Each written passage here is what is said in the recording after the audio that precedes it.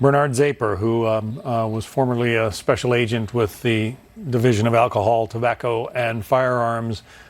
You've had some interesting thoughts about the makeup of the mind of this killer. Your final thoughts this evening, Bernard. The bottom line is we have the ability to stop this. We have the ability to solve this as a nation.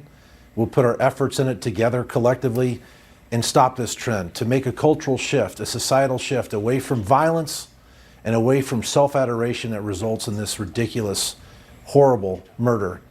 God bless the first responders and all the victims of these ridiculous, senseless acts of hate. But they seem to be coming more and more frequently. I mean, I just mentioned, 3 major shootings in Texas in the last 3 years. You say we can stop them, and I want to believe that we can, but how? We need to look in the dark corners. There are things we need to face with the trend of our mental health in this country, where we're going as a culture, and there's a societal shift here that we need to pay attention to. Very difficult to face, and that we don't get distracted by these apparent motives, where there may be a deeper, darker motive that's psychologically based, that's being perpetuated with whatever our trends in society, whether it's social media or however we're going. But we need to examine that and put the brakes on this and trend towards another thing where the one does not justify the outweigh of the needs of all of us in society.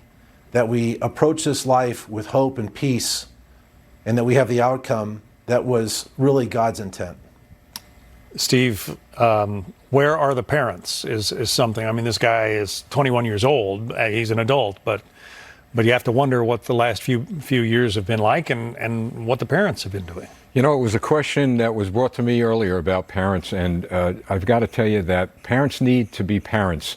A lot of parents want to be friends to their children, and we're certainly not blaming the parents in this case, but keep an eye on your children, see what they're watching, look around and see who they're associating with, and if they need help, if they do need some help, you got guidance counselors in school, health departments in your community, reach out, because you know what? You may end up saving a big problem down the road.